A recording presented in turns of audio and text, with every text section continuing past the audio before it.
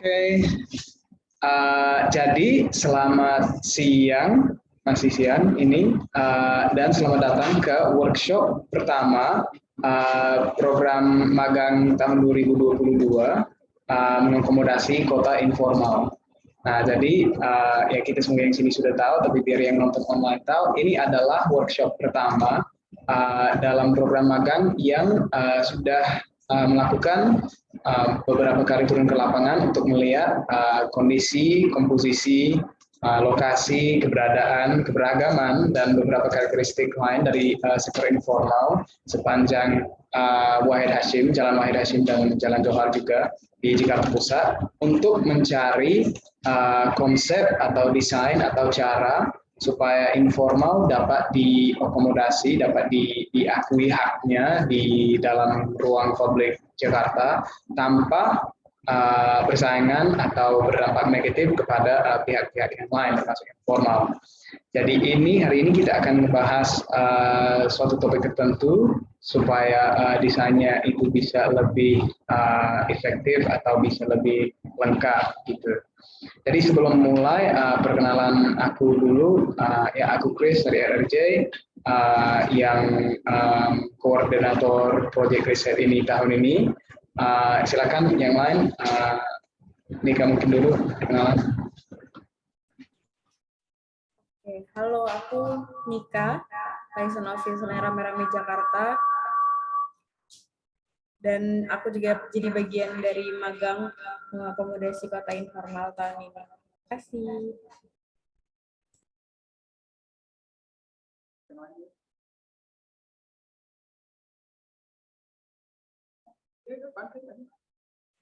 Halo, aku Bangkit, staf dari RRJ yang sekarang memfasilitasi untuk program magang ini. Silakan selanjutnya.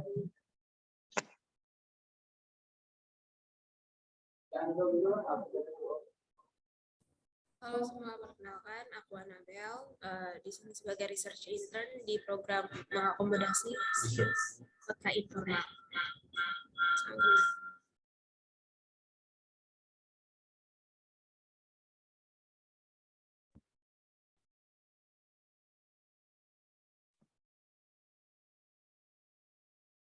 Fahri dulu kalau gitu. Oke, halo, aku Fahri, sama kayak Nabil, aku juga research intern di MKI. Makasih.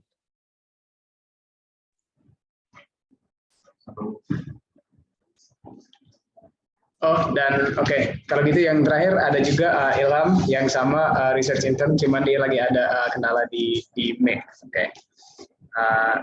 Jadi kalau untuk hari ini fokus kita adalah untuk lingkungan kota dan psikologi informal.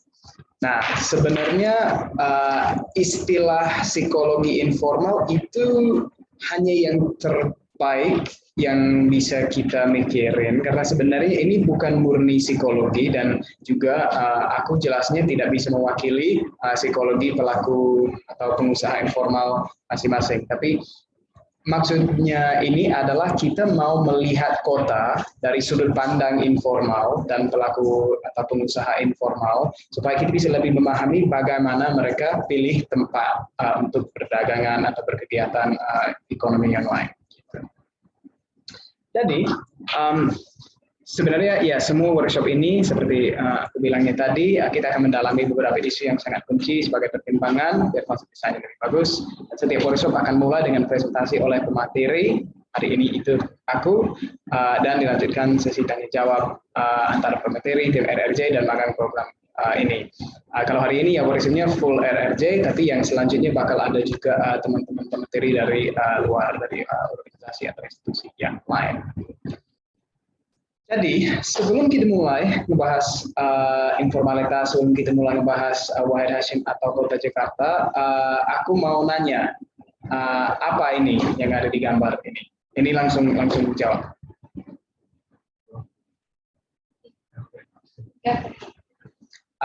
Oke, terus lebih detail itu hutan kota.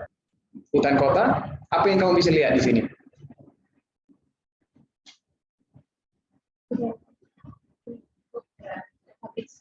Oke, public space, betul. Mau coba jawab. Silakan. Itu sebenarnya ada jalan yang udah kebentuk di sisi kiri, cuma ada di sisi kanan ada jalan yang tidak sengaja terbentuk dari mungkin aktivitas manusia yang lewat dari situ. Padahal kan itu sebenarnya awalnya mungkin saja rumput, tapi karena banyak orang yang lewat situ jadi kebentuk jalan baru gitu. Betul, itu betul sekali. Jadi sebenarnya ini adalah desain yang salah. Bukan karena keinginannya atau niat desainnya tidak bagus, tapi karena kita bisa lihat dari ini bahwa penggunaan atau keinginan warga pengguna ruang publik ini tidak sesuai dengan rencana pas awalnya, kan? Istilahnya kalau bahasa Inggris adalah desire path. Jadi kalau diterjemahkan ini jalan keinginan yang kita bisa bilang di sini. Dan ini menunjukkan bahwa sebenarnya jika desain tidak mengakui dan juga mempertimbangkan psikologi pengguna, ya itu kalau di konteks urban kan warga, ya akan terjadi intinya kerugian kan. Karena si jalan yang sebelah kiri ini makan waktu, makan sumber daya, makan tenaga konstruksi juga, tapi tidak dapat dipakai secara full ya. Mungkin kadang-kadang dipakai, kadang-kadang enggak, tapi jelasnya bahwa ini ada kebutuhan atau keinginan pengguna yang belum dipenuhi oleh desain aslinya. Nah ini adalah juga yang sama. Dan biasanya kalau kita lihat di Jakarta, ini adalah respon pemerintah terhadap isu tersebut. Desain yang kurang optimal atau kurang sesuai dengan keinginan warga. Mereka pasang tanda yang bilang, please use the purpose-made path provided. Jadi silakan untuk menggunakan jalan pedestrian yang dibikin, yang diciptakan. Tetapi sebenarnya kenapa responsnya seperti ini? Kenapa responsnya kita mikir adalah bahwa kita cuma harus bilang bahwa orang salah pakai desainnya kita, gitu. Bukan desainnya untuk public space. Jadi sebenarnya penggunaan secara publik adalah yang benar. Desainnya hanya untuk memfasilitasikan penggunaan atau keinginan warga gitu. Nah, jadi ini salah satu contoh yang sering dibahas di Eropa dan kota-kota yang lain dan menjadi semacam meme ya beberapa tahun ke belakang ini. Karena ini tidak hanya di titik tertentu terjadi, tapi sering. Dan misalnya kenapa kita harus bikin jalan seperti ini yang sangat persegi ya, yang 90 derajat? Kenapa? Apa manfaatnya? Secara ekologi nggak ada, secara bentuk alam nggak ada. Itu cuma karena mungkin kita masih literally ya inside the box, gitu. Nggak bisa mikir outside the box. Makanya semua desainnya ikut bentuk kotak kayak gitu. Nah ini adalah beberapa instansi yang lain. Kalau yang atas kiri ini adalah akhirnya pihak yang berwenang mengakui bahwa ini adalah jalan yang diciptakan memang dengan tidak sengaja oleh warga, terus mereka ikut. Oke, di bawahnya juga ada dua contoh jalan keinginan atau desire path yang akhirnya dapat diaspalkan gitu supaya desainnya sesuai dengan kebutuhan warga. Kalau yang atas tengah ini adalah dampak psikologi langsung. Kalau bisa lihat di sana, si desire path-nya itu tidak untuk jalannya lebih efisien atau lebih cepat, tapi karena orangnya nggak mau jalan di bawah tiang listrik itu. Belum aku tahu apakah itu sudah miring pas desire path-nya muncul atau itu hanya sejak beberapa waktu, tapi intinya kita nggak bisa mengabaikan psikologi ya untuk public space. Nah, di sini juga ada dua foto dari observasi kita kemarin di stasiun Gondang Dia. Dan sebenarnya ini juga merupakan macam desire path secara informalitas. Karena kita lihat bahwa ruang yang disediakan khusus untuk pedagang atau usaha kecil, UMKM, sering dipakai oleh pemerintah, belum semua dipakai, ya, belum optimal gitu bisa bilangnya. Sekitar setengahnya masih kosong. Namun di daerah depan stasiun yang lagi yang ramai itu kadang-kadang terutama pagi dan sore itu sangat ramai kan dengan pedagangnya. Nah, jadi ini juga menunjukkan bahwa lama-lama kecuali kalau kita bisa nambah banyak Satpol PP dan petugas yang lain untuk melaksanakan desain kita, itu berarti desain kita tidak akan dipakai sesuai keinginan kita, tapi sesuai keinginan pengguna. Jadi kita harus memahami penggunanya siapa, pertimbangannya mereka bagaimana, dan itu harus jadi dasar untuk desain di ruang publik menurut kami di RRJ. Nah, ini sebenarnya pendekatannya sering dikenal sebagai psychogeography atau psikologi perkotaan. Itu basically tentang bagaimana bentuk kota mengubah perilaku manusia dan juga bagaimana psikologi manusia mengubah bentuk kota. Jadi itu paling penting kan di ruang publik, karena di ruang publik kita tidak bisa tanya secara langsung apa yang kamu mau di sini, karena kan itu digunakan oleh semua warga gitu. Beda dari desain rumah, beda dari desain kantor misalnya yang pihak berwenangnya jelas gitu. Tapi kalau di publik psikologinya harus diakui. Dan dibanding semua kegiatan ekonomi, semua kegiatan bisnis yang lain, informalitas adalah yang paling dipengaruhi oleh psikologi. Pertama-tamanya karena pengusaha informal cenderungnya, nggak selalu, tapi cenderungnya adalah pengusaha mandiri. Maksudnya mereka seberagam warga kotanya dan bisa mengambil keputusan sendiri tentang mau pasang tendanya di mana, mau keliling kemana, mau jualan apa, mau buka jam berapa, dan lain sebagainya. Jadi ini mereka tidak ada SOP, tidak ada kontrak, tidak ada yang kita bisa tahu bahwa oh dia pasti akan merespons seperti ini, terus desainnya sesuai. Jadi kita harus memikirkan bukan sebagai bisnis, tapi malah sebagai orang yang lagi berkegiatan bisnis. Yang kedua adalah di Kota Jakarta, informalitas cenderung reaktif. Nah, itu yang kami menemukan melalui wawancara dan lain-lain. Maksudnya, si teman-teman pelaku usaha informal jarang mampu dan berkuasa untuk mengubah wajah kota secara besar atau drastis. Tetapi mereka selalu merespon terhadap bentuk kota atau perubahan kota yang terjadi di sekitarnya. Jadi kita bisa lihat, mereka bisa memanfaatkan ruang yang ada, tapi jarang bisa membentukkan ruangnya sendiri dari nol. Yang ketiga, ya kita sudah tahu dari yang kita lihat, banyak usaha informal sering berpindah-pindah. Nah, itu berarti jika ada sebuah tempat yang tidak sesuai dengan keinginannya mereka, ya itu bisa ditinggalkan. Itu bisa jadi kosong. Beda misalnya dari kalau kita buka bisnis yang formal seperti Indomaret, ya jika Indomaretnya tidak laku, itu tidak mudah untuk hanya pindah lokasi kan, dibanding banyak jenis usaha informal yang bisa berpindah-pindah dengan cepat. Terus ya, ini sebenarnya sama dengan reaktif terhadap ruang kota secara fisik, tapi juga secara budaya dan ekonomi. Informalitas selalu mempertimbangkan konsumen, badan negeri, termasuk Satpol PP dan lain-lain, lalu lintas, dan semua aktor informal yang lain juga. Jadi mereka benar-benar selalu mempertimbangkan posisi dan bisa mengubah SOP, mengubah jualan, mengubah lokasi jika kondisi saat ini kurang menguntungkan atau kurang kondusif bagi mereka gitu. Yang terakhir adalah bahwa ya hampir semua pengusaha informal yang kami pernah ngobrol memang menyadari bahwa ada persepsi negatif terhadap kegiatan bisnisnya mereka. Mungkin tidak semua orang dan mungkin tidak dalam semua instansi, tapi secara umum mereka tahu bahwa mereka tidak berhak atau tidak bersuara dalam keputusan tentang ruang kota.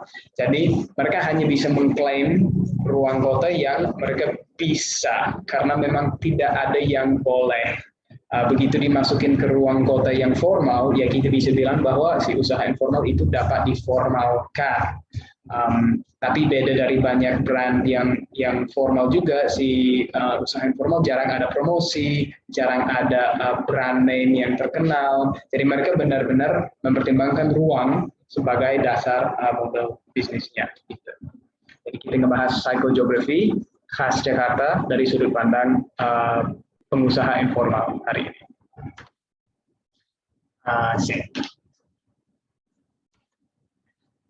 Jadi ini sebenarnya ya sekali lagi aku kan tidak bisa bilang bahwa psikologi semua orang apalagi pengusaha informal adalah seperti apa. Jadi semua hal yang akan kita bahas hari ini berbasis penelitian LRJ sampai sekarang, wawancara, obrolan langsung dengan pedagang, dan lain-lain. Tapi kami sampai sekarang menemukan 5 faktor kunci atau 5 pertimbangan mengenai pemilihan ruang berdagang atau berkegiatan ekonomi informal yang lain yang sangat mengarah keputusannya. Jadi yang pertama yaitu jelas keuntungan. Kan ini usaha informal, jadi tujuannya adalah uang. Yang kedua adalah keramaian sebagai sumber uang tersebut. Yang ketiga kenyamanan, terus ada keamanan, dan yang terakhir adalah kerentanan. Dan aku akan jelasin sedikit tentang ini faktor masing-masing supaya kita bisa memikirkan nanti bagaimana berinteraksi, karena tidak semua aktor informal dapat dipengaruhi dengan sama gitu dalam 5 isu ini. Oke, jadi ini sebenarnya yang paling simpel ya, tapi usaha informal bertujuan mencapai harta rezeki bagi pemiliknya. Jadi jelas bahwa faktor yang paling berpengaruh dalam keputusannya usaha informal adalah ya uang. Tetapi ada juga beberapa faktor yang lain, misalnya pernah ada yang bilang bahwa mereka suka gaya bekerja yang lebih santai, sukanya tidak dimarahin oleh bos dan lain-lain. Tetapi pasti kalau ada kesempatan untuk memaksimalkan keuntungannya, mereka pasti akan mengambilnya. Cuman kalau sektor informal mungkin agak lebih bergantung penghasilan sehari-hari dibanding jenis bisnis yang lain. Karena misalnya tidak ada banyak bank atau institusi yang mau pinjamin uang ke usaha informal. Mungkin mereka juga walaupun pendapatannya cenderung lumayan stabil, kecuali zaman pandemi kemarin, mungkin mereka masih bermodal yang kecil. Jadi seringkali ada yang misalnya seminggu sekali ataupun setiap hari menggunakan keuntungan dari hari sebelumnya untuk beli stok dan lain sebagainya. Jadi perbedaan satu hari, apakah mereka digusur atau bagaimana, itu sangat bisa ngebedain nasib bisnisnya ke depan. Jadi kita sering bisa lihat bahwa usaha informal memilih lokasi yang bisa menguntungkan intinya. Dan ketika ada sebuah instansi yang atau ada perubahan kondisi lapangannya, mereka juga sering berpindah.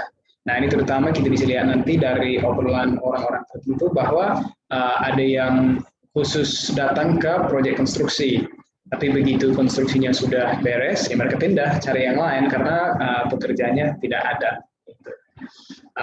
Juga jangan lupa bahwa cukup sering, hampir selalu sih sebenarnya, usaha informal mereka bayar macam pajak informal atau iuran kepada RT atau preman atau pihak yang lain. Jadi itu bukan bahwa mereka gratis aja di mana-mana gitu, tapi mereka juga kalau ada sebuah lokasi yang cukup cocok bagi mereka, sering dapat dibayar juga suatu pihak. Cuman pihak itu nggak selalu jelas. Terus habis itu keramaian, ya ini sangat nyambung dengan keuntungan, tapi bukan sinonimnya, ada juga perbedaan. Tapi cukup sering karena manfaat atau strategi bisnis dari informal cukup sering adalah lokasi yang strategis dan akses yang mudah bagi pelanggan. Jadi itu maksudnya daripada kita masuk ke mall, daripada kita naik eskalator atau lift, daripada harus pesen meja, daripada harus nunggu buat masak, mungkin ya udah di depannya aja langsung ada yang bisa menjual makanan, minuman, eceran, jasa pun yang kita mau gitu. Jadi sektor informal hampir selalu mencari ruang yang cenderung ramai. Karena itu ya lebih banyak konsumen atau calon konsumen, berarti nanti lebih banyak yang beli, lebih banyak uang bagi penusahanya. Tapi juga kita lihat bahwa kadang-kadang keberadaan sektor informal itu sendiri cukup menghidupkan atau membentuk ruang publik yang nanti keramaiannya datang. Jadi ini nggak selalu sektor informal sebagai pencari Tapi juga mereka ada peran sebagai pencipta, cuman itu selalu ada antara dua arus atau dua faktor itu ya. Jadi misalnya kalau ada sebuah lokasi yang ada keramaian, banyak informal datang, mungkin keramaiannya bertambah gitu. Agak jarang ada yang mengambil lokasi yang sangat sepi terus nanti jadi ramai, tapi bisa juga jadi seperti itu. Cuman kalau secara keramaian juga ini kayak bikin lebih banyak orang memperhatikan keberadaan informal itu juga bisa mengganggu lalu lintas, itu juga bisa mengganggu pejalan kaki dan lain-lain. Jadi nggak langsung, terutama karena usaha informal sendiri harus mengakses ruang tersebut. Jadi bukan langsung kayak makin ramai makin banyak informal. Kemungkinan besar ada macam pertengahannya gitu. Ya cenderungnya lebih ramai, lebih menguntungkan, tapi nggak selalu seperti itu. Misalnya di Citayam Fashion Week yang kita lihat minggu kemarin, pusat keramaiannya bukan yang paling ramai dengan informal sebenarnya. Informalnya cenderung di pinggir-pinggir supaya ada orang yang lewat daripada padat aja nggak bisa pergi. Tapi keramaiannya paling ngaruh bagi tipologi informal yang bermobilitas tinggi atau berpindah-pindah dengan sering. Jadi itu Starling, asongan juga salah satu tipologi yang paling memanfaatkannya, kios eceran dan terpal karena mereka tidak bisa berpindah. Dan yang jualannya berfokus ke yang ya agak ringan gitu, konsumsinya cepat, camilan, eceran, korek, rokok misalnya, daripada ya mie ayam atau kayak ayam kecil gitu. Dan juga ya usaha yang lebih kecil cenderungnya lebih bisa memanfaatkan keramaian yang lebih padat dibanding yang besar, yang mungkin juga mereka butuh ruang buat kursi, meja dan kendaraan. Terus kenyamanan, nah ini sebenarnya mungkin adalah salah satu isu yang paling kunci, tapi yang jarang dipertimbangkan oleh urban designer dan pihak yang lain, setahu kami ya, dari pengalamannya kami seperti itu. Karena kan ini kita di kota tropis, dan karena usaha informal untuk program MKI ini adalah usaha yang beroperasi di luar, maksudnya bukan di dalam rumah seperti home industry dan lain-lain, tapi yang pedagang cenderungnya. Mereka harus sangat mempertimbangkan kondisi luarnya dan kenyamanan konsumen serta diri sendirinya. Jadi itu sebenarnya ada banyak banget faktor yang mencapai kenyamanan. Itu kepanasan, kehujanan, jelas kayak cuaca, angin, debu dan lain-lain itu. Ada juga ukuran ruangannya. Jadi misalnya apakah orang bisa masuk dan keluar dengan nyaman, tempat duduk dan berdiri. Kita sering lihatkan kemarin di observasi bahwa di mana-mana kalau ada pagar yang rendah yang materinya beton, intinya yang bisa didudukin, sering kan datangnya orang yang mau duduk, terus datangnya pedagang. Keberisikan juga sebagiannya, misalnya kayak apakah mau duduk pas di pinggir jalan yang sangat ramai atau yang ya itu tergantung sih, ada yang bisa memanfaatkan ruang seperti itu tapi nggak semua. Debu karena itu bisa mengganggu orangnya juga, jadi ada banyak pertimbangan mengenai kenyamanan, dan faktor-faktor itu juga berubah jam per jam, hari per hari, musim per musim. Dan juga kadang-kadang ya tahun per tahun juga, tapi intinya kenyamanan musim hujan jauh lebih berfokus ke ya basah atau kering, namun di musim kemarau lebih ke panas atau adem gitu. Jadi kenyamanan itu paling ngaruh menurut kami bagi tipologi seperti kios, tenda, dan terpal, karena mereka tiga-tiganya jarang berpindah tapi sangat rentan, sangat terbuka gitu. Jadi misalnya kalau hujan, kios bagaimana, nggak ada orang yang mau nunggu di antriannya buat beli bahannya misalnya. Dan umumnya usaha yang pelanggan cenderung makan minum atau nunggu di tempat. Jadi kalau ada kursi atau meja kan kenyamanannya penting. Kalau untuk hanya mau beli gorengan dari pikulan, ya itu bisa cepat kan, dari panas atau hujan pun tetap bisa dilakukan dengan itu. Yang terakhir adalah usaha yang jualannya cepat basi. Misalnya tukang rujak, itu salah satu yang kita sering lihat paling suka di tempatnya berteduh. Oke, yang terakhir dari bukan yang terakhir sih, tapi yang nyambung sama kenyamanan adalah keamanan. Nah, ini jelas semua orang mengutamakan keamanan, safety first, kan itu salah satu istilah yang sangat terkenal di sini. Tapi karena usaha informal cenderungnya tidak memiliki tempat khusus sendiri, tapi harus berbagi ruang kota dengan pihak yang lain. Jadi basically mereka harus lebih sadar semua ancaman yang ada di lingkungan kota sekitarnya. Jadi mereka harus memperhatikan lokasi kendaraan dan arus lalu lintas juga, termasuk saat berkeliling seperti Mas Starling ini yang sangat jago muter di bundaran HI. Posisi gas melon misalnya biar nggak kepanasan, biar nggak ada yang trip itu jatuh. Kalau lagi goreng sesuatu, bagaimana supaya orangnya tidak kena minyak panas. Alat-alat tajam misalnya kan ada pisau, ada juga alat yang lain yang penting. Uangnya sebenarnya harus dijaga, namun kalau di Jakarta agak jarang terjadi pencurian langsung seperti itu, tapi tetap harus diperhatikan biar nggak terbang paling.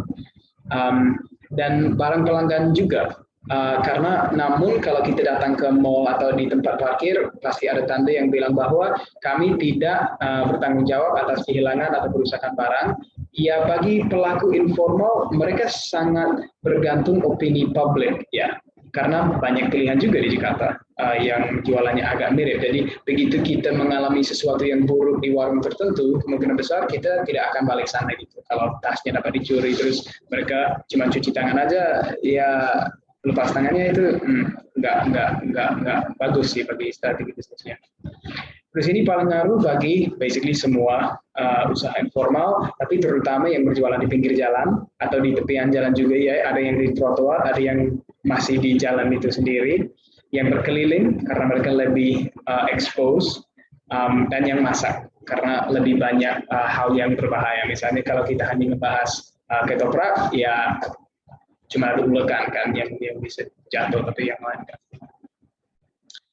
Yang terakhir kerentanan. Nah ini juga mungkin kurang diperhatikan karena seperti aku bilangnya tadi, hampir semua pelaku informalitas atau pengusaha informal memang sadar bahwa begitu mereka melanggar prinsip tata ruang dengan terlalu jelas atau kalau mereka tersendiri mungkin ya bakal terjadi penggusuran atau tindakan yang lain yang akan mereka akan kena ruginya banyak gitu. Jadi ancaman terbesar yaitu penggusuran, tapi juga ada yang lain misalnya kalau mereka dimarahin oleh pihak bangunan tertentu, terus nggak boleh balik sana. Jadi penggusuran itu ada bermacam-macam jenis ya, bukan hanya Satpol PP, tapi juga ada pihak swasta yang bisa ngusur, ada pihak informal lain. Sebenarnya kita sering lihat ojek online di kawasan stasiun dapat diusir oleh ojek pangkalan misalnya, atau ada pedagang yang sudah lama di tempat tertentu yang tidak senang dengan kedatangan pedagang yang baru, terus mereka coba untuk pindahnya gitu. Jadi cenderungnya usaha informal suka menghindari konflik. Maksudnya jika ada ruang yang tidak mengganggu kegiatan perkotaan yang lain, tetapi tetap memenuhi semua kebutuhan tadi yang kita bahas, yaitu keuntungan, keramaian, keamanan, dan kenyamanan, cenderungnya itu yang akan kita menemukan usaha informal seperti ini. Jadi yang foto ini adalah pas Asian Games 2018 ya. Nah itu di dekat GBK memang zonanya dapat disterilkan, tidak boleh ada yang berdagang di pinggir jalan sama sekali. Tetapi ada masalah juga di sistem tiket masuk hingga muncul antrian mungkin 2-3 kilo untuk masuk. Dan panas banget kan, jadi banyak orang mau pingsan, ada yang tidak sehat gitu, jadi mereka mau beli minuman karena ya zaman itu terutama ya belum zaman tumbler, jadi banyak orang nggak bawa air minum sendiri. Tetapi pedagangnya tetap tidak diperbolehkan di sana, makanya si fotonya ini adalah es dawet dan ada beberapa pedagang yang lain yang ambil lokasi di dalam gang yang sangat sempit antara bangunan-bangunan dekat GBK itu atau di dalam gedung parkiran dan lain-lain, dan sangat laku. Sampai ada yang salah ngantri, dia mikir dia ngantri masuk GBK, ternyata dia cuma nyampe di pedagang itu. Tapi untungnya begitu nyampe ujung antriannya, aus, jadi dia mau beli. Jadi ini paling ngaruh untuk usaha informal yang semi permanen. Nah, semi permanen adalah sebuah kategori antara yang sangat mobile seperti Starlink, seperti sepeda, dan asongan. Karena mereka begitu digusur, ya bisa jalan aja, terus bisa cari lokasi baru langsung gesit gitu istilahnya. Dan yang permanen seperti warung yang dia lebih aman di tempatnya. Tapi PKL, terutama yang agak lebih besar, tenda, motor, yang mereka bisa berpindah, jadi bisa bilang bahwa mereka bukan pemilik ruangannya, tapi nggak semudah relokasi yang lain. Ada juga yang meletakkan kursi atau meja di ruang publik karena itu lebih bisa dibilang lebih mengganggu atau lebih berdampak kepada pihak yang lain. Juga usaha yang sangat bergantung keramaian, jadi nggak ada banyak orang yang akan nyari dia. Misalnya gorengan kan, kita di Jakarta cukup pede bahwa kalau jalan kaki 5 menit akan ketemu sebuah tempat yang jualan gorengan atau kopi. Jadi mereka sangat bergantung lokasi strategis. Dan yang terakhir, ya yang harus berbagi ruang publik dengan pihak swasta atau kantor pemerintah dan lain-lain. Jadi itu basically menurut kami di RRJ pertimbangan utama dari pelaku informalitas di ruang publik Jakarta. Tetapi karena ini adalah dalam program Kota Natumi, sekarang aku akan jelasin sedikit tentang tipologi Kota Natumi masing-masing, supaya nanti ini juga bisa digunakan di dalam desain kalian. Oke, bentar.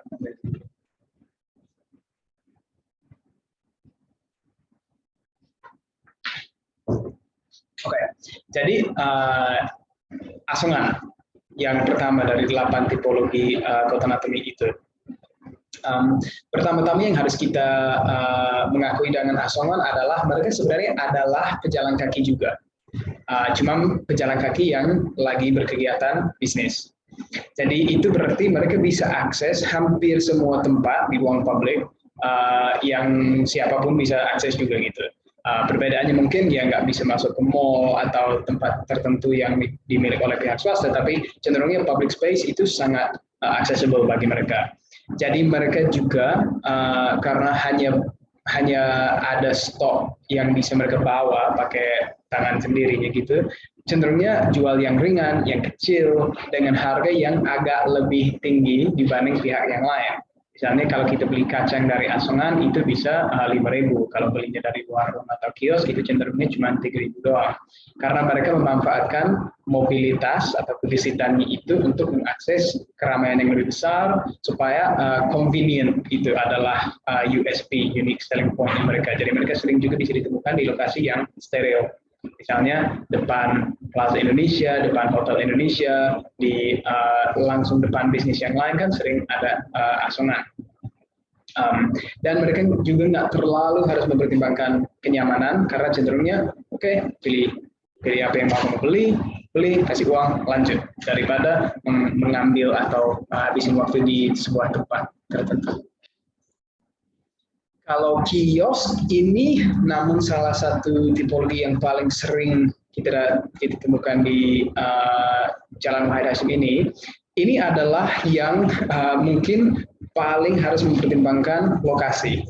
Karena tidak punya bangunan, nggak selalu punya kanopi atau atap juga, dan tidak berhak sebenarnya untuk mengambil lokasi di ruang publik, tetapi mereka cenderungnya menetap. Perbedaan antara kios dan misalnya warung atau bangunan yang permanen adalah kalau mereka tutup cenderungnya ditutupin, benar, kayak itu antara dibawa pulang barangnya atau dibungkus, ditutupin kain terus dikunci di pinggir jalan atau bagaimana. Tapi kalau kios, strategi bisnisnya adalah begitu sudah mulai berjualan, begitu sudah buka, gitu bisa bilangnya, mereka cenderung tidak berpindah lagi. Pilih sebuah titik yang strategis, menetap di sana sepanjang jam operasionalnya, baru tutup. Jadi keramaian, kenyamanan itu sangat penting bagi kios, tapi juga mereka pasti harus cari kesepakatan pihak yang lain, gitu. Karena ya kita lihat di sini banyak kios ada di lapangan parkir, bangunan, ada di antara dua kafling, ada pun yang pakai pagar langsung sebagai strukturnya gitu. Jadi itu nggak mungkin terjadi tanpa pengetahuan, tanpa kesadaran si pihak yang lain kan. Nah, jadi bagaimana itu diatasi pasti adalah salah satu pertimbangan kunci bagi kios. Kalau motor, mereka yang paling mobile secara kecepatan, ya kan jelas mereka bisa jalannya jauh banget. Yang pakai motor, yang tahu bulat pakai truk juga. Tapi akses ke ruang publik agak terbatas juga. Motor mungkin lumayan, tapi ya jarang banget kita lihat tahu bulat yang naik trotoar kan. Nah, berarti mereka paling harus mempertimbangkan lalu lintas dan apakah kegiatannya akan bikin macet dan lain-lain. Terutama kalau ada kemacetan keluar masuk dari bangunan yang dekat gitu, jangan-jangan mereka bermusuh dengan pihak swasta hingga muncul tanda atau cuman diomelin gitu supaya nggak bisa berdagang di sana lagi. Manfaatnya kalau pakai motor kan itu ya bisa berkunjung ke tempat yang jauh. Misalnya kalau kita tahu, oh di sini bakal ada acara tertentu atau di sini bakal misalnya Jumatan gitu, banyak sepeda motor baik mobil sering datang ke sana buat jualannya. Kalau sepeda bukan hanya Starling, tapi ya di Wahid Hasim cenderungnya Starling. Mereka juga berpindah dengan cepat. Tetapi aksesibilitas ruang kota lebih bagi mereka dibanding yang motor. Misalnya kalau kita lihat seorang bawa sepeda naik trotoar, ya kemungkinan besar tidak akan terlalu terganggu kan. Bedanya kalau motor, belum lagi kalau mobil atau bis. Jadi mereka lebih bisa mengakses lokasi yang khusus pejalan kaki, namun tidak semampu asongan dan pilih lokasi jualan yang terbaik. Tetapi tetap harus mempertimbangkan keamanan karena jangan-jangan ada tabrakan air panas di trotoar depannya, dan juga kenyamanan karena mereka sering mampir di tempat yang orang sudah nongkrong. Gitu.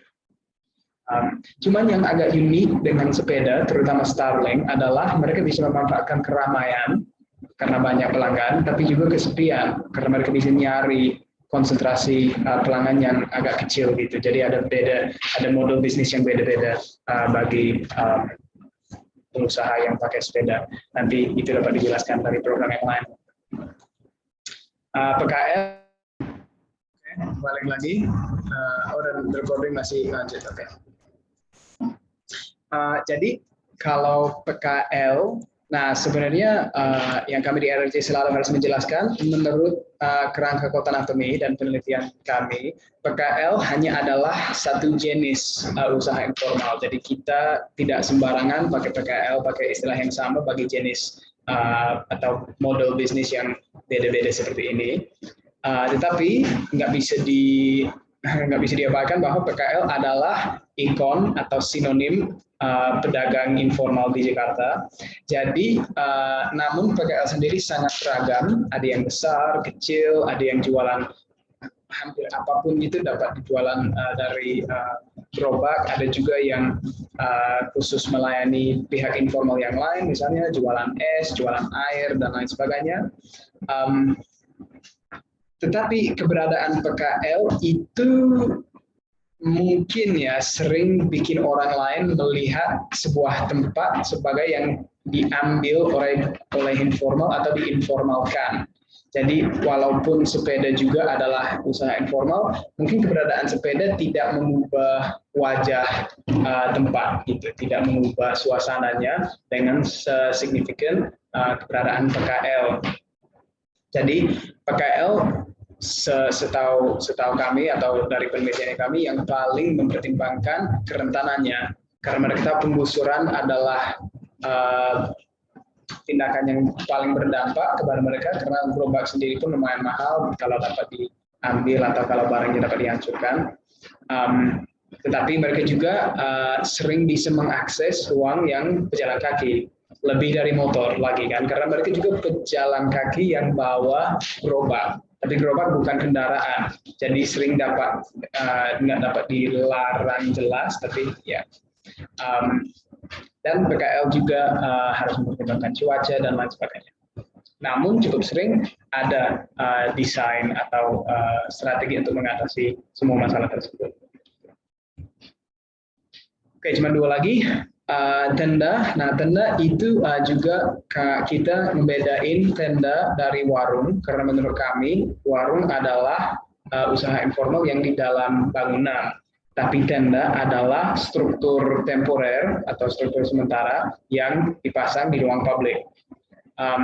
Jadi sama seperti kios, begitu mereka sudah mulai berjualan, tendanya susah dibongkar. Jadi bisa bilang bahwa mereka tidak bisa berpindah begitu sudah dipasang. Tetapi tenda juga cenderungnya tidak aktif 24 jam. Biasanya ada yang khas jam tertentu dan paling sering sore sampai malam. Karena kalau hanya di bawah atap terpal di Jakarta siang hari sangat panas. Cuman kalau menurut kami tenda dapat dibedain dari kios, karena tenda itu bisa kita masuk ke dalam. Berarti kalau hujan, kalau panas mungkin ya itu bisa kita lebih nyaman di dalam itu sana. Tetapi karena lebih besar hingga kita bisa masuk, itu mereka harus sangat milih lokasi yang sesuai. Nah, ini salah satu tipologi yang tidak selalu bergantung keramaian, karena mungkin ada yang nyari jualannya mereka. Jualannya agak lebih khas gitu dibanding asongan atau yang lain yang semuanya jualan sama gitu. Misalnya jarang kita menemukan tenda yang hanya jualan gorengan. Cenderungnya itu sesuatu yang mungkin kita mencari buat makanan berat gitu. Dan juga ya mereka harus menghindarkan mengganggu atau menghalangi trotoar, terutama karena cenderung lebar bagi minim 2 orang ya, penjual sama pembeli. Jadi lokasinya harus sangat sesuai itu. Dan kalau buat kalian, kalau sore atau malam mau ada tenda di lokasinya, terus kalau siang atau pagi harinya bagaimana dengan lokasinya itu? Apakah itu bakal diambil oleh pihak yang lain atau bagaimana? Nah, terpal itu yang terakhir. Sebenarnya ini adalah jenis yang paling langka. Tapi kalau adanya banyak cenderungnya. Karena terpal atau gelaran, bilangnya, adalah mungkin jenis usaha informal yang paling sederhana. Yaitu barang-barangnya diletakkan langsung di lantai saja atau di atas terpal, makanya namanya terpal. Dan itu mungkin lebih mengganggu atau lebih memengaruhi penggunaan ruang publik dibanding semua usaha yang lain. Karena tidak ada sifat vertikal, itu berarti kalau jumlah barang jualannya sama dengan usaha-usaha yang kita sudah bahas tadi, itu harus makan uang yang lebih besar, gitu kan? Karena tidak ada lemari, tidak ada tempat gudangnya, cuma ada itu saja. Dan karena strategi terpalnya adalah untuk memamerkan atau liatin semua barangnya sebelum dibeli. Misalnya mereka jarang ada tanda, jarang ada terlalu banyak informasi kan, itu benar-benar kita lihat apa yang dia mau beli itu. Mereka harus nyari sebuah tempat yang banyak orang bakal lewat. Nah, jadi makanya kita sering lihat terpal di tempat yang dianggap aman. Misalnya pasar Jumat di depan masjid. Mereka tahu di sana orangnya tidak buru-buru karena tidak lagi berniat bisnis atau sosial, tapi berniat ibadah gitu. Jadi mungkin nggak apa-apa kalau jalannya agak lebih pelan, terus mereka bisa lihat apa yang ada di sekitarnya. Tapi di observasi di Wahid Hashim kemarin, begitu jam 1:30 hilang, semua terpalnya sudah pergi lagi. Jadi mereka benar-benar mau memanfaatkan keramaian yang luar biasa dalam waktu yang cepat, dan mungkin hanya incidental aja, tapi tetap bisa menarik untuk dipertimbangkan. Apakah misalnya kalau Car Free Day, atau kalau ada instansi yang lain yang menurut kita pejalan kakinya banyak tapi kendaraannya kecil, atau orangnya lebih santai-santai, apakah bisa diakomodasikan. Nah, jadi tipologi ke-8 dari Kota Anatomi adalah warung. Tapi dalam program ini kita tidak akan terlalu mempertimbangkan warung. Karena warung menurut RRJ adalah usaha informal yang ada di dalam bangunan. Dan cenderungnya pemilik warung adalah pemilik bangunannya juga, atau paling penyewa. Jadi mereka lebih berhak untuk berdagang atau berkegiatan ekonomi di sana agak lebih aman atau tidak terlalu terancam penggusuran dan lain-lain. Jadi kita nggak usah mikirin itu, karena juga warung adalah statik. Jadi kita nggak bisa manggil warung untuk dibuat di sebuah tempat, karena kalau nggak ada bangunan, ya nggak bakal ada warung itu lagi. Oke. Nah sebenarnya aku nggak terlalu rencanakan ini, tapi mungkin kutipannya dulu baru diskusi. Oke.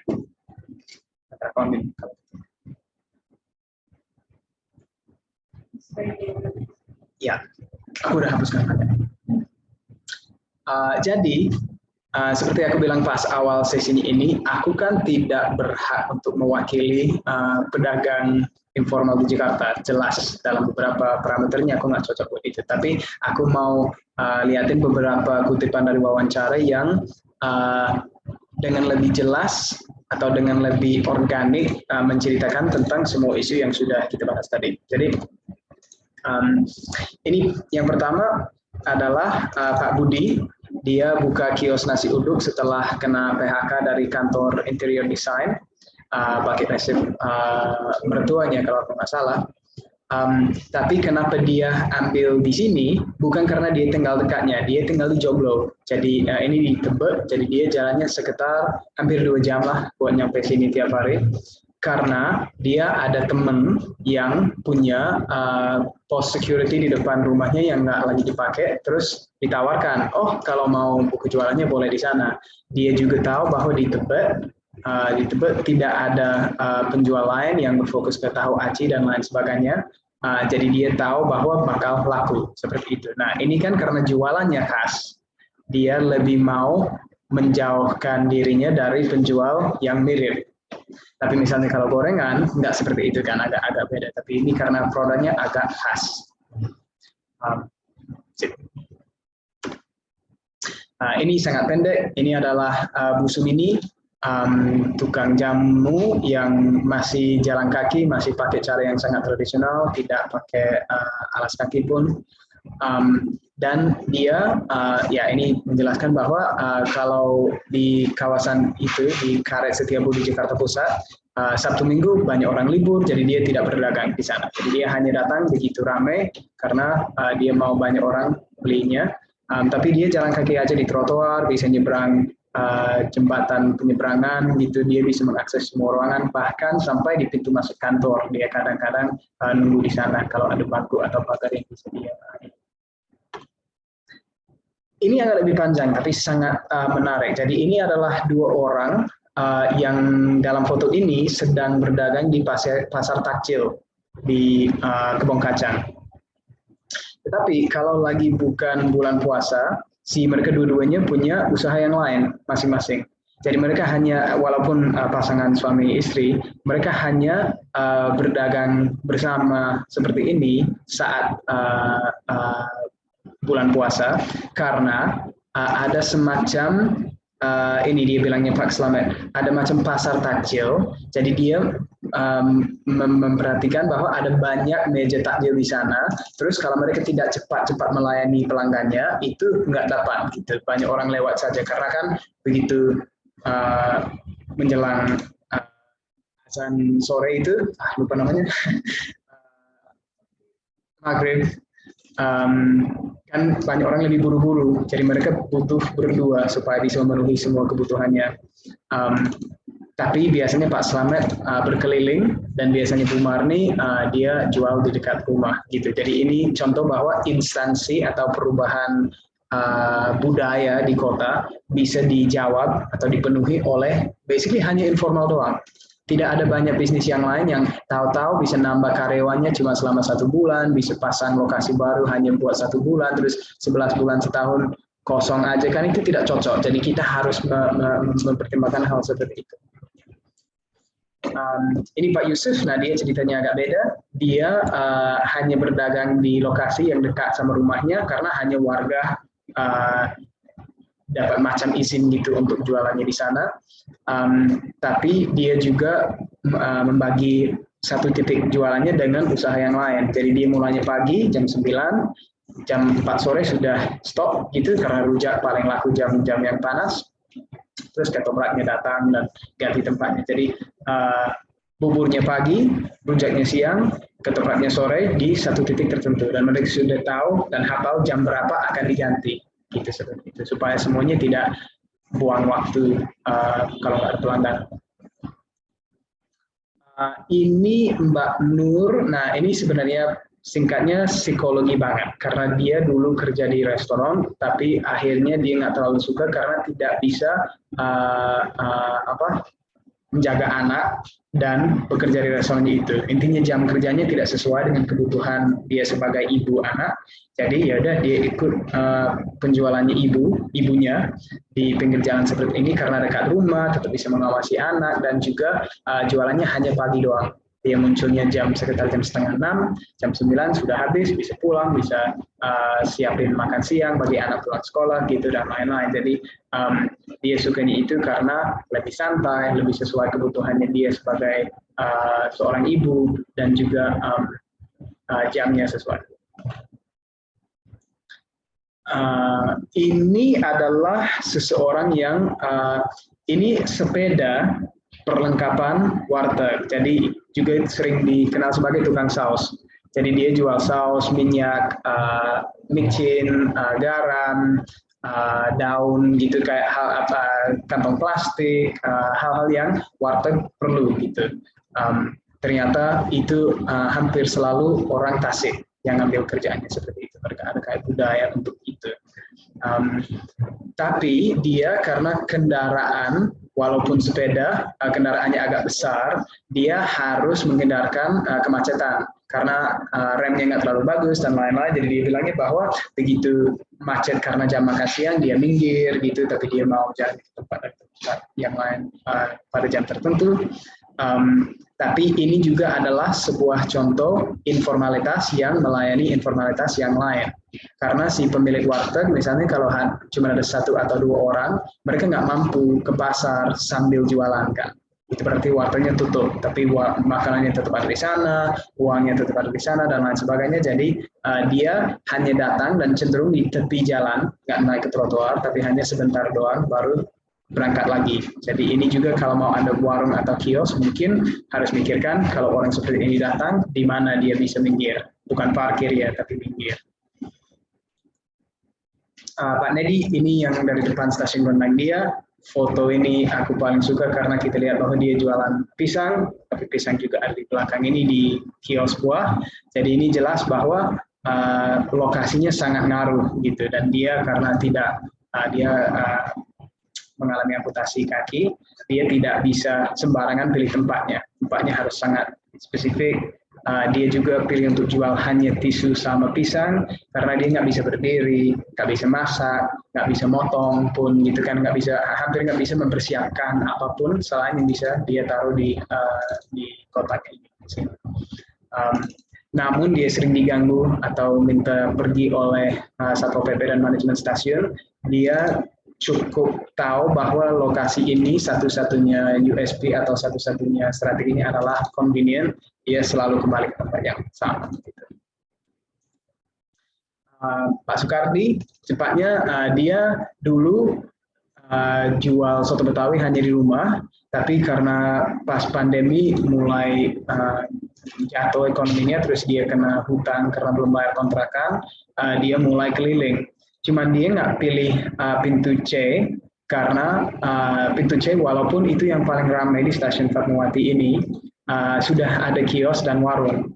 Jadi dia sebagai PKL yang biasanya sedikit lebih mahal tapi lokasinya lebih strategis, dia tidak laku di sana dan nggak boleh juga oleh pihak stasiun gitu. Jadi dia keliling aja. Ini juga ceritanya cukup mirip, seorang keliling jualan bakso dan dia jualan di sini karena sebenarnya kadang-kadang dia jalan untuk melayani pesanan khusus. Jadi orang bisa WA terus dia amperin jualannya ke orang yang mau gitu. Ada yang pakai SMS dulu, sekarang sudah WA. Dan juga karena dia tidak punya bangunan fisik, dia nggak berhak untuk dagang di pintu C yang lebih ramai. Jadi ya dia tetap di lokasi yang sama karena langganannya sudah tahu bahwa dia ada di sana.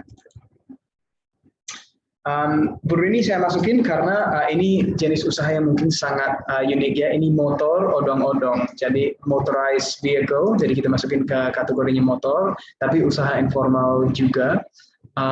Ini dia digusur dari tempatnya sebelumnya, terus dia ganti mulai odong-odong seperti ini dan dia bayar kebersihan ke RT sepertinya. Dan ya jadi dia namun tempat yang favoritnya dia tidak bisa, dia tetap pilih lokasi yang sedekat mungkin tempat yang digusur kemarin. Nah, Bu Rum ini dia salah satu wawancara paling awal sih dari RRJ, tapi dia benar-benar macam pahlawannya sebagai pengurus keluarga. Karena dia bawa gerobak yang lumayan besar, gerobak warteg ini, ke 3 lokasi yang beda sepanjang hari. Jadi kalau pagi dia ada di Karet Setiabudi, kalau jam 4 dia pindah ke jalan besar untuk orang yang turun busway atau antara busway dan stasiun. Terus kalau hari libur dia juga jalan-jalan ke yang lain juga, ke proyek konstruksi dan lain sebagainya. Jadi dia benar-benar nyari terus gitu setiap hari. Dan dia ya bawa gerobak sendiri, tidak ada pembantu, tidak ada bapak dan lain-lain, jadi sangat ya gitu. Pak Mulyono adalah juga salah satu yang menarik. Dia tinggal di Bogor, tapi jualannya di Karet Setiabudi juga. Jadi dia ada kesepakatan sama pihak satpam dan lain-lain untuk nitip gerobak sambil dia keluar kota. Mereka dapat kopi yang gratis gitu, tapi dia tetap bisa jualannya di sana. Dan ya hanya jual minuman sama rokok karena satpam paling banyak. Tapi juga dia memanfaatkan ruangan parkir karena orang berteduh di sana kalau lagi hujan atau sesuatu. Jadi sering itu. Dan sehari dapat 300.000. Ya lumayan kalau hanya jualan kopi. Pak Yadi yang jualan bakso, dia kalau malam dia pindah malam weekend ya, dia pindah ke Monas untuk melayani anak-anak yang ikut komunitas cornering, yaitu macam balapan motor yang ada di sana.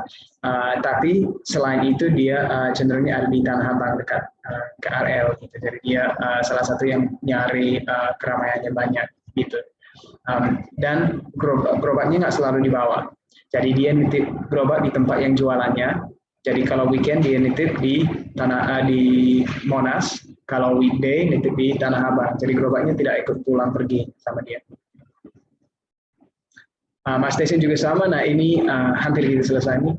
Mas Desen dia tinggal di Depok, tapi dia datang ke Jakarta setiap malam Jumat dan tetap di Jakarta sampai hari Senin. Baru dia pulang Depok. Jadi itu kerjaan satu-satunya dia. Dia kerjanya 3 hari seminggu, dari malam Jumat 1 minggu baru pulang. Dan dia juga harus nyari tempat penitipan gerobak dan lain-lain. Per bulan bayar 200.000 buat penitipannya itu. Tapi menurut dia itu cukup layak gitu untuk bayar seperti itu. Nanti semua materi ini bisa direview. Muhammad juga basically sama, dia datang ke sebuah tempat hanya kalau weekend karena cenderungnya dia keliling, tapi kalau weekend ada banyak orang motor di lapangan banteng, jadi dia datang ke sana, tapi hampir nggak tidur orang ini, katanya cuma 2 jam per malam. Karena keliling sepanjang hari, baru weekendnya malam lebih laku gitu. Ini adalah cerita tentang pemberontakan antara informal dan formal, Karena ini Pak Udin sebenarnya punya 2 usaha. Kalau siang dia tukang es, kalau malam dia buka warung pecel.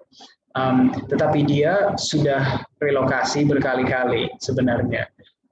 Karena dulu dia ada di dalam pasar, tapi begitu ada kantor ditutup, begitu ada kantor yang buka di sini, dia pindah ke tempat yang lebih ramai kalau siang. Tapi kantornya tutup lagi, jadi dia pindah ke lokasi yang baru. Karena sekarang dia beli tempat yang ada banyak hotel, karena hotel ada banyak orang malam, sopir, ojol, pengantar, dan lain sebagainya, dan juga staff kan ada yang datang malam, ada yang pergi malam juga. Dan dulu dia pernah ada negosiasi sama pihak toko formal di sana supaya dia tidak mengganggu aksesnya itu. Jadi jam 5 dia mau mulai, tapi si tokonya masih buka, jadi dia geser beberapa meter supaya tidak mengganggu. Pak Syaifuddin, yang aku bilangnya tadi, dia bisa bilang pedagang keliling, tapi cenderungnya dia hanya keliling ke beberapa titik tertentu setiap hari, dan kalau ada proyek konstruksi baru yang muncul, dia nambah ke daftar trayeknya gitu. Jadi dia kelilingnya lumayan jauh, basically hanya untuk nyari proyek konstruksi, karena dia jual topi, sarung tangan, pengaris, dan lain-lain, jadi tempat yang dibutuh oleh tukang konstruksi. Dan dia basically suka kerja seperti ini karena fleksibel gitu. Dia nggak suka, dulu dia jadi buruh proyek, jadi dia sudah tahu apa yang mereka butuh, tapi dia nggak mau tetap seperti itu lagi. This is the last one. Jadi ini adalah seorang Cirebon yang usahanya hanya datang Jakarta kalau hari raya apapun untuk jual madu. Jadi dia memang sangat bergantung keramaian. Kalau Imlek dia ke Glodok, kalau Lebaran ke Masjid Istiqlal, kalau Natal ke katedral dan lain-lain. Jadi dia keliling hampir semua kayak tourist location di Jakarta hanya pada hari raya tertentu untuk jualin ini. 17-an dia di Monas ya gitu. Dan dia hanya itu aja, dia tidak punya usaha yang lain, jadi itu mencukupi kebutuhan dia. Hanya kayak ya 20 hari setahun dia berdagang gitu. Oke, jadi itu semua basically dari aku tentang setahu kami sampai sekarang bagaimana dengan psikologi informal secara memilih dan menggunakan uang publik di Jakarta. Jadi sekarang yang aku mau adalah kita diskusi sedikit tentang bagaimana itu bisa mengubah atau mempengaruhi desain atau konsepnya kalian. Apakah ada pertanyaan atau pertimbangan yang mau kita bahas, apakah ada sesuatu yang kurang jelas, dan lain sebagainya. Jadi mungkin aku buka aja dulu buat siapa saja yang mau nanya, tapi nanti minimal aku minta 1 pertanyaan dari kita masing-masing. Termasuk Fari. Jadi Fari kalau mau ngomong sesuatu langsung nyalakan mic aja ya. Aku mau mati mikrofon sekarang.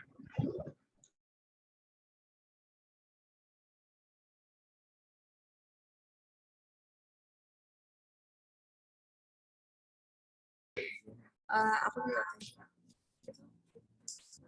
speaker kamu mati.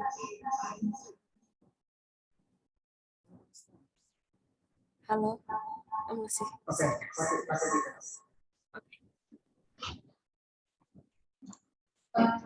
Mau tanya tentang yang kayak jam mereka mangkal di satu wilayah gitu kan, sebenarnya ini open market gitu kan, udah digambarkan. Terus tadi juga ada beberapa ada satu yang dijelasin kalau misalkan mereka itu per shift-shiftan, misalkan tadi jalan atas, hari jalan atas. Ya. Nah tapi kalau misalkan di tempat kemarin aku punya gitu yang di Jalan Johar, pas pagi jalan dia jualan bubur, siang jualan bubur sampai sore pun juga jualan bubur, weekend pun juga jualan bubur gitu Pak. Sebenarnya ada nggak sih Kak, ada kayak suatu peristiwa atau misalkan kejadian, misalkan dia biasanya jualan bubur situ sampai malam, tapi tiba-tiba ada gerobak lain yang jualan misalkan ketoprak, tapi dia udah datang lebih dulu nih daripada si bubur. Biasanya kalau kayak gitu, apakah mereka akhirnya dua-duanya jualan di situ atau yaudah ibu ngerasa oh yaudah deh hari ini dia dulu. Itu sangat tergantung kejadiannya sebenarnya. Karena misalnya kayak gini, cenderungnya karena mereka tidak punya hak legal yang lebih dahulu di sana atau yang lebih lama di sana lebih cocok. Yang misalnya kalau saya sudah 10 tahun ada di sini, dia lebih dianggap berhak untuk tetap di sana. Tetapi ada beberapa juga yang muncul simbiosis. Misalnya kalau kami pernah ngobrol sama orang penjual minuman, yang mereka nyari gerobak yang tidak jual minuman. Supaya oke, kalau orang sini lagi makan, ini kita nawarin minuman. Jadi makan sambil minum gitu. Starling sering begitu. Tapi kalau ada yang menetap di lokasi tertentu, itu boleh banget. Mungkin cuma di desain kamu bisa mikirkan apakah bisa lebih bermanfaat kalau ada ruang untuk usaha kedua di sini, dan usaha yang mana akan paling nambah value ke yang sudah ada gitu. Ya, Iya Pak. ya, nggak apa-apa. Ini kan ada yang mau ditanya? Ya, go. Ini kamu agak lebih kencang karena agak jauh dari mic. Sebenarnya kepikiran ketika ini sih, kan tiap hari itu naik transportasi umum, angkot, bus segala macam, dan uniknya itu ketika naik angkot di Jakarta, itu mereka ikut aturan naik turun di halte dan cukup bagus sebetulnya. Ya. Kemudian kalau misalkan ada penumpang yang naik sembarangan, mereka marahin. Betul. Uniknya itu. Dan kalau misalkan ada yang nggak pakai masker juga mereka ingatkan. Nah, ketika naik angkot di daerah, mereka ya sembarangan, naik turun sembarangan. Dan ketika datang ke Jakarta kok ada perubahan yang cukup berbeda dari segi budayanya gitu. Yang sebelumnya mungkin mereka itu kalau misalkan yang angkot-angkot reguler masih sama naik turun sembarangan, tapi ketika yang angkot yang Jaklingko itu sudah cukup berbeda perbedaan budayanya.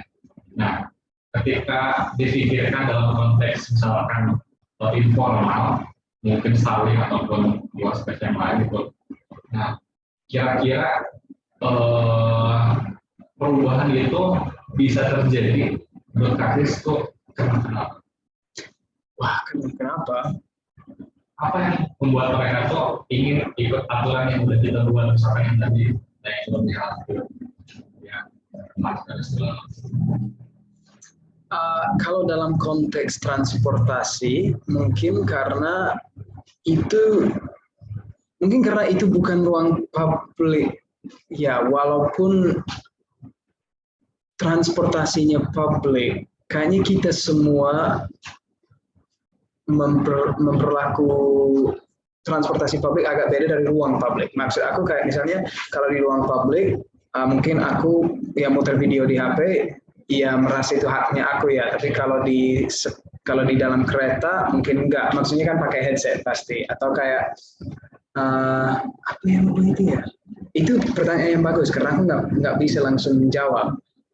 Nah, apakah itu bisa terjadi dalam bidang informal persis? Menurut aku bisa, tetapi harus ada alasan. Maksud aku kayak kalau untuk transportasi publik, kalau kita masuk kan ada petugas, ada gerbang gitu. Kita basically sepakat bahwa oke, dengan tap kartu ini aku masuk ruangan ini, terus ruangan ini ada peraturan tertentu yang akan aku ikut. Nggak makan di dalam kereta misalnya. Nah, kalau di ruang publik, nggak mungkin kita ada petugas di setiap sudut publik gitu kan, yang bilang bahwa oke, kalau kamu masuk sini, kamu harus menuruti peraturan ABCDE gitu. Bukan bahwa kalau nggak menurutinya kena sanksi, tapi mungkin karena tidak ada perasaan bahwa kita memasuki zona yang khusus gitu. Makanya kalau mau ketertiban atau kayak ya kalau mau mengubah paradigma perilaku ya, menurut aku harus jadi insentif sesuatu supaya dia mikir, misalnya kalau di Starling di Jakarta Selatan, mereka habisin uang yang agak lebih banyak atau lebih mempertimbangkan penampilannya karena mereka tahu lebih keren, lebih laku di sana. Iya betul. Makanya kalau di Senopati agak jarang ketemu bapak Starling, kayak bapak berkumis itu jarang. Hampir semuanya kayak lebih muda, lebih gaul gitu. Mungkin kalau yang lain ada masukan nggak? Nggak bisa jawab.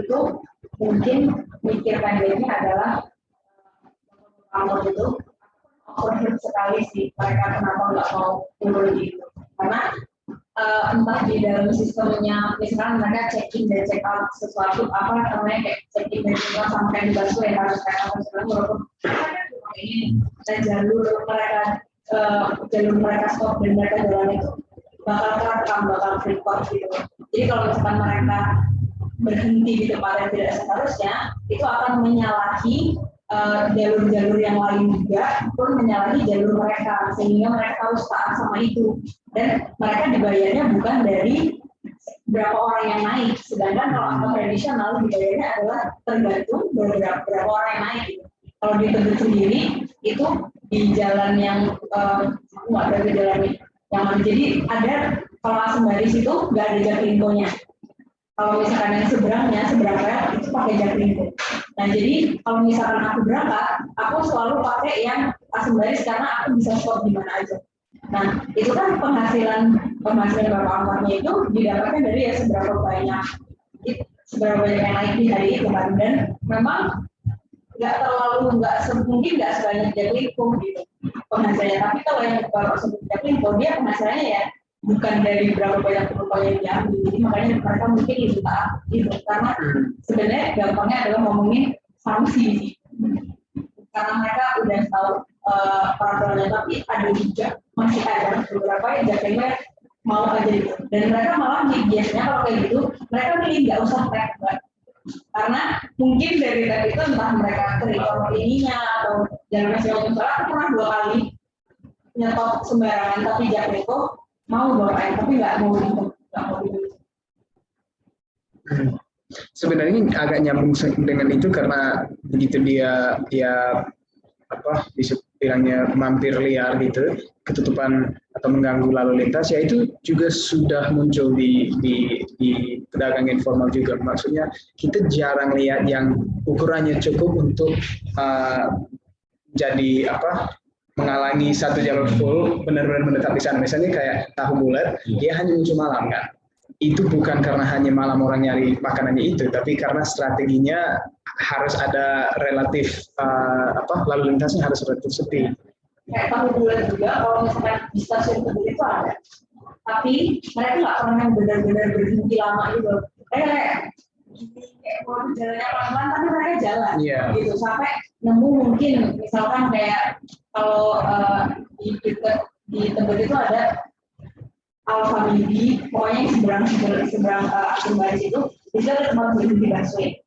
Tapi Gojeknya nggak terlalu banyak karena Gojeknya langsung ada di koridor dekat stasiun Tebetnya. Jadi biasanya tahu bulannya akan lewat jalur busway berhenti. Tetapi mereka nggak pernah berhenti di depan situ karena mereka tahu itu jalur busway dan mereka bakal diusir kalau mereka di situ. Jadi mesti mereka agak minggir lagi mendekati mungkin Ruko. Terus habis itu dekat tempat-tempat yang mati yang tidak mengganggu lalu lintas gitu. Jadi ada di bawah flyover itu biasanya mereka kadang berhenti di situ biar nggak mengganggu jalur si busway. Jadi kalau misalnya yang memang biasanya sektor informal yang mereka sadar ukurannya lumayan buat menghalangi gitu, mereka nggak akan berhenti itu karena tadi yang bilang mereka menghindari konflik. Karena udah tahu di itu udah tahu kemarin busway itu tempat angkot dia nggak perlu dipaksa-paksa itu saya menunggu aja karena mereka nggak mungkin itu kan dari bang bulan baru ngomong langsung pergi gitu karena ada sih yang beli nggak pernah lama gitu. Tapi itu bisa dimikirin sih kayak apakah dengan pasang semacam misalnya kalau ada ruangan buat pedagang terus harus ada kayak kartu membership gitu buat masuk biar kayak ya itu menarik sih kayak apakah oke, kalau kamu masuk ini ikutlah gitu peraturan ABCDE ya aku nggak tahu ya kalau itu bakal lebih efektif karena tantangannya adalah apa advantage-nya bagi pengusaha sendiri misalnya daripada dia cuma tunggu di depan si ruangannya itu apa daya tariknya biar dia mau masuk itu susah PR besarnya karena buat yang fleksibel jalannya, kalau misalkan mereka pasti mikirnya kayak kalau saya ke sana saya bisa dapat 5 konsumen, biasanya bakal ke sana daripada saya ke sini berdasarkan menyesuaikan peran-peran atau saya bisa mendapatkan keuntungan A tapi saya cuma dapat 2 konsumen. Jadi bisa mereka mempertimbangkan keuntungan karena itu tadi karena keuntungan mereka fleksibel dan mereka bebas. Dan sayangnya kami juga di RRJ tidak punya solusi. Makanya kalian yang bertugas nyari solusi karena kami sudah gagal. Jadi kegiatan karena karena solusi yang ambil kan terlalu baik gitu. Terlalu baik yang kita mengakomodasi Starlink buat risiko dan si media itu digunakan untuk menjajakan ini yang misalkan bikin minimal terus ada kuncinya di situ berikan. Nah, kepikiran tuh kalau misalkan nggak bisa kayak kurang banyak lagi kalau di hunter. Nah, kalau misalkan ada server khusus Starlink misalkan kira-kira kan Iya, itu juga application. iya, jadi aku sama Andi udah mikirin itu sedikit kemarin dan muncul suggestion dari dia yang menurut aku menarik. Untuk tipologi seperti Starlink itu mungkin yang lebih baik untuk dipertimbangkan dulu adalah bagaimana menarik konsumen datangi titik itu. Karena misalnya kalau pelanggannya berkumpul di sebuah titik, Starlink nyusul. Daripada Starlink nyusul dulu terus bagaimana kalau pelanggannya jauh, misalnya kayak ya apakah mau ada kabel cas HP atau sesuatu supaya kita mau datang sana, jelasnya nyusul yang informal yang lain gitu. Jadi kalau misalkan kamu bingung mencari alasan si Starlink agar patuh atau agar mau di situ, kamu bisa cari kepentingan dari situ. Oh di sana ada ini yang membuat saya walaupun Starlinknya harus jalan 200 meter, saya baru ke sana. Jadi dua sisi cari. Kita pasti juga bantu sambil mikir sih kayak. Karena itu juga kemarin saat kita diskusi pertimbangan lokasi dan lain sebagainya kita udah berdiskusi itu juga. Tapi kalau misalkan kamu bisa dari itu bakal menarik banget buat diaplikasikan. Betul sekali. Ya, nggak apa-apa, kayaknya dapat di mic. Oke, Fahri ada yang mau ditanya? Mau coba nanya Kak. Mungkin Fahri masuk ke case di Depok sedikit kali ya. Nah tadi nggak salah di gambar itu ada JPO. Nah kalau misalnya di Depok itu justru informal tuh banyak banget di JPO-nya itu Kak. Kayak terpal atau mungkin bukan terpal, maaf, apa namanya? Yang sekali tutup langsung bisa diri apa aku lupa. Asongan atau pikulan. Asongan. Ya. Nah itu di RRJ sendiri pernah ada kayak mungkin apa ya penelitian tentang itu nggak, kayak misalkan kenapa sih asongan tuh di JPO tuh maksudnya jarang-jarang terlihat gitu loh, ngerti nggak? Makin kesini makin jarang, tapi dulu banyak. Cuma karena sekarang kan JPO jadi salah satu fokus program pemerintah untuk promosikan pejalan kaki ya, jadi sangat diperhatikan. Tetapi ada beberapa, misalnya, yang paling sering bisa kita temukan di JPO itu pedagang jas hujan dan lain-lainnya. Karena mereka kan berjualan pada saat hujan, jadi harus nyari tempat yang berteduh gitu. Jadi di bawah terowongan, JPO juga bisa jadi salah satu lokasinya. Tapi sering juga, misalnya di pinggir jalan raya, di bawah ramp atau tangga yang naik ke JPO juga sering kita temukan PKL. Cuman ya kalau sekarang, maksud aku kalau dalam mungkin sejak baru sebelum pandemi sih agak jarang ketemu asongan di tangga atau di JPO. Tetapi menariknya yang aku suka adalah kalau kita mau bikin sebuah tempat dengan sengaja menarik kedatangan asongan, ya jelas itu salah satu caranya. Kalau kita pasang sesuatu yang berbentuk tangga, ya jelasnya yang bawa gerobak nggak bisa, yang bawa sepeda juga nggak bisa. Jadi ini kayak ini adalah khusus buat asongan atau terpal gitu. Itu menjawab pertanyaan kamu nggak? Maaf aku lupa persis kamu nanya apa.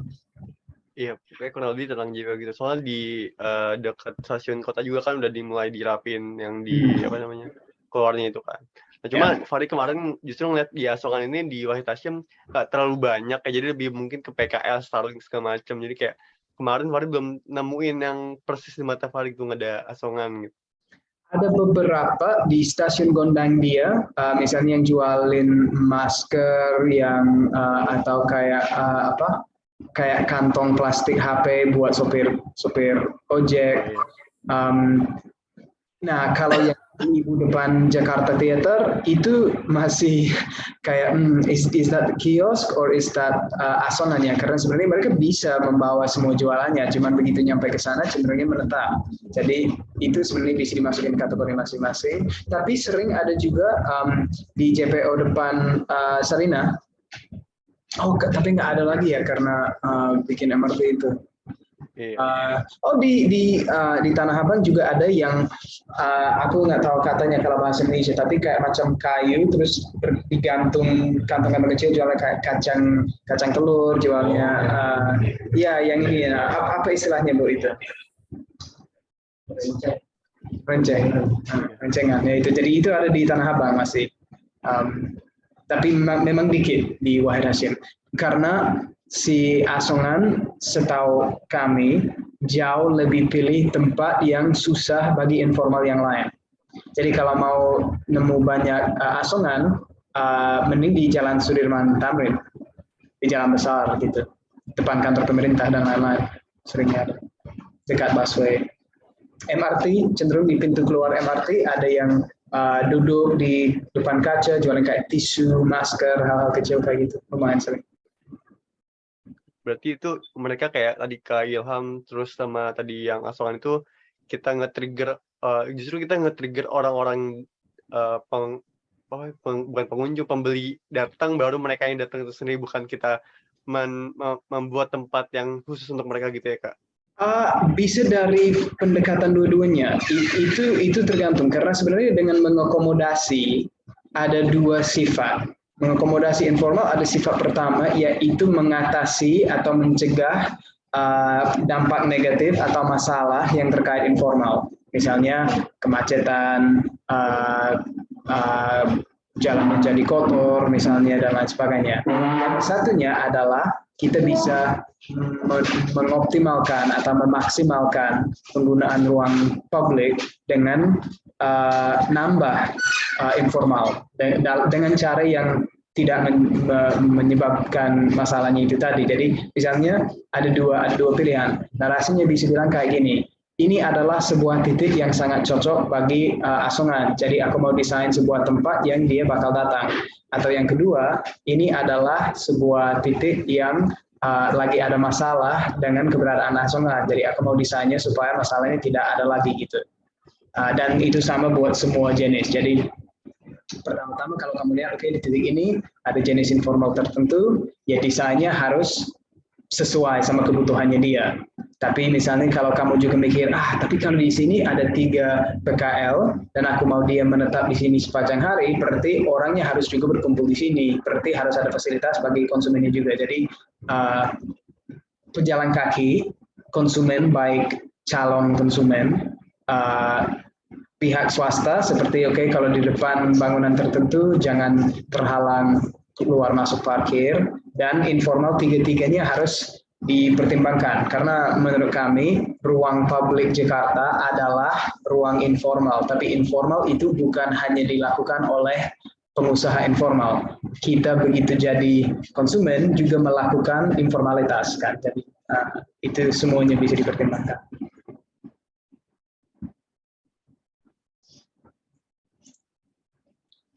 Oh, Laksanasan. Oke. Ya, sebenarnya kalau itu dia bilangnya di chat. Oke, jadi sebenarnya kalau itu karena sudah azan dan jam 3:30 juga, kalau nggak ada pertanyaan atau masukan atau tambahan yang lain, kita menyudahi aja ya. Nih, sudah? Oke. Kalau gitu, terima kasih banyak ikut sesi workshop pertama hari ini, dan kalau orang yang lagi nonton di YouTube atau online juga, terima kasih. Semoga dapat ya kalau bukan ilmu yang bermanfaat, paling cerita yang menarik. Dan sampai jumpa di workshop mengakomodasi kota informal Kota Anatomi 3 selanjutnya. Sip.